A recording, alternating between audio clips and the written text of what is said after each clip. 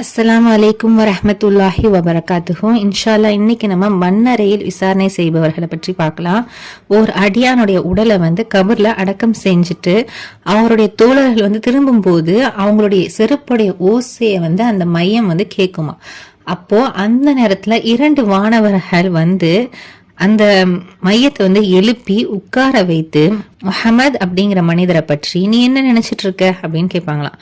அதற்கு அவர் இவர் அல்லாஹுடைய அடியாரும் அவனுடைய தூதரும் ஆவார் என்று நான் சாட்சி சொல்கின்றேன் அப்படின்னு சொல்லுவாங்களாம். பிறகு அந்த மனிதன் கெட்டவனாக இருந்தா நரகம்தான் உன்னுடைய தங்கும் இடம் அப்படின்னு அதான் நீ பார் அப்படின்னு சொல்லுவாங்களாம். அதுவே அந்த மனிதர் நல்லவராக இருந்தா அல்லாஹ் இதற்கு பதிலா உனக்கு சொர்க்கத்தை தங்குற இடமா ஆக்குவான் அப்படின்னு இந்த இரண்டுமே ஒரே நேரத்துல அவருக்கு காண்பிக்கப்படும்.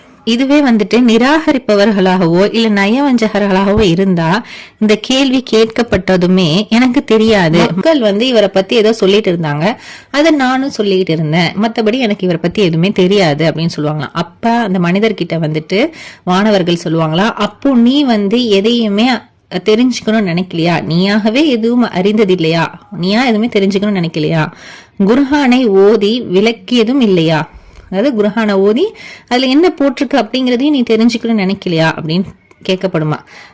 அதுக்கப்புறமா இரும்பாலான சுத்தியலால் அவனுடைய 2 காதுகளுக்கும் இடையே, அதாவது பின்னாடி இருக்கு இல்லையா, அந்த இடத்துல ஒரு அடி அடிப்பாங்களாம்.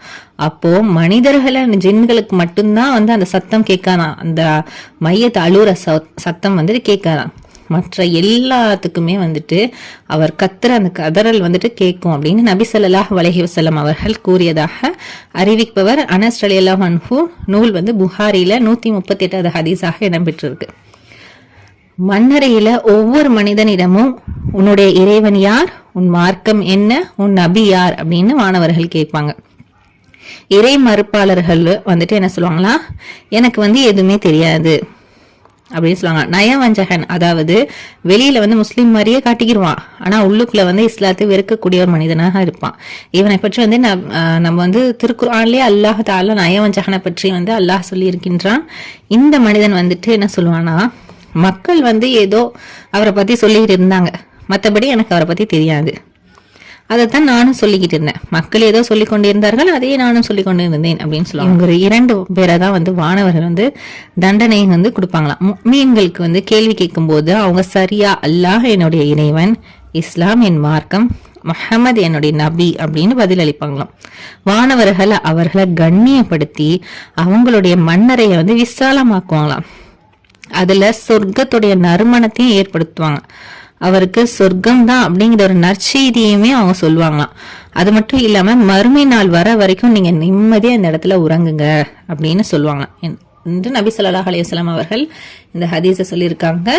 நூல் அஹ்மதுல இடம்பெற்று. இறந்தவர் அல்லது உங்களில் இறந்துவிட்ட ஒருவர் மண்ணறைக்குள் கபருக்குள் வைத்து அடக்கம் செய்யப்பட்டதுமே நீல நிற கண்கள் உடைய கருப்பு நிற வானவர்கள் 2 பேர் வருவாங்க. அவங்கல ஒருத்தவங்க பேர் முன்கர், மற்றொரு பேர் நக்கீர். அப்போ அவர்கள் 2 பேருமே என்ன செய்வாங்களாம், இந்த முஹம்மது என்னும் மனிதரை பற்றி நீ என்ன சொல்கின்றாய் அப்படின்னு கேட்கும் பொழுது அதற்கு இந்த அல்லாஹுடைய அடியார் என்ன சொல்லுவாங்களாம், இவர் தான் அல்லாஹுடைய அடியாரும் அவனுடைய தூதரும் ஆவார்கள், அல்லாஹ்வை தவிர வேறு இறைவன் இல்லை என்றும் முஹம்மது நபி ஸல்லல்லாஹு அலைஹி வஸல்லம் அவர்கள் தான் அல்லாஹுடைய அடியாரும் தூதரும் ஆவார் என்று நான் சாட்சி கூறுகின்றேன் என்று இறப்பதற்கு முன் சொல்லிக் கொண்டிருந்ததை போன்றே சொல்வார். லா இலாஹ இல்லல்லாஹ் முஹம்மதுர் ரசூலுல்லாஹ் அப்படின்னு நம்ம முன்னாடியே சொல்லிக்கிட்டே இருந்தாதான் அந்த நேரங்கள்லயும் நம்மளுக்கு வரும். இதே மாதிரி அவர் சொல்லுவார். அப்ப அந்த 2 வானவர் சொல்லுவாங்களாம், நீ இப்படித்தான் சொல்லுவேன்னு எங்களுக்கு முன்னாடியே தெரியும், ஏன்னா மௌத்தாரத்துக்கு முன்னாடியே நீங்க இப்படிதான் சொல்லிட்டு இருந்தீங்க, அதனால மௌத்தானதுக்கு அப்புறமாவும் நீங்க இப்படிதான் சொல்வீங்கன்றதும் எங்களுக்கு நல்லாவே தெரியும் அப்படின்னு சொல்லி அவருடைய மண்ணறை கபுரை 70க்கு 70 முழம் விசாலமாக அந்த அளவுக்கு ஃப்ரீ ஆக்கிடுவாங்களாம் அவங்களுடைய மண்ணறைய.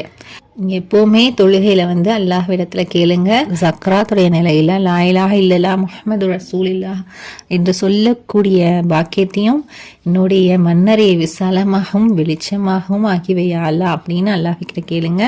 இன்ஷா அல்லாஹ். அதே மாதிரி அவங்க சொல்றாங்க, அவங்களுடைய மண்ணறை என்னன்னா அந்த மண்ணறைக்கு ஒளி தரப்படும், அவரை வந்து என்ன சொல்லுவாங்களா, அந்த வானவர்களை வந்து உறங்கு என்று கூறப்படும்.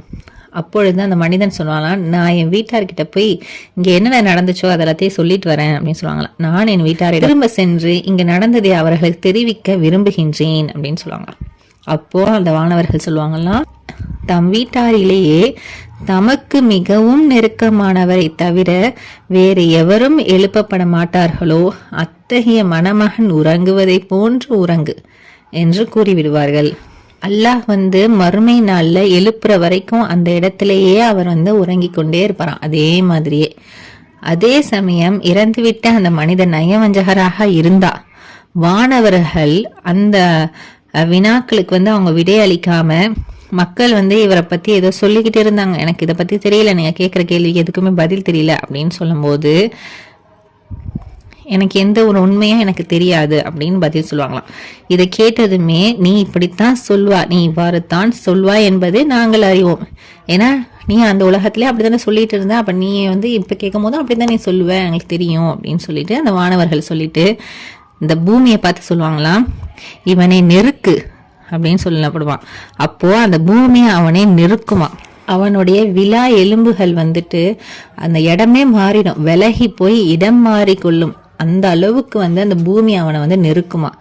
இதே மாதிரியே வந்துட்டு மறுமை நாள் வர வரைக்கும் உன்னை வந்து அந்த பூமி வந்து நெருக்கிக்கிட்டே இருக்கும், அந்த வேதனையிலே நீ இரு அப்படின்னு சொல்லுவாங்க. ஏன்னா நபி ஸல்லல்லாஹு அலைஹி வஸல்லம் அவர்கள் கூறியிருக்கின்றார்கள்.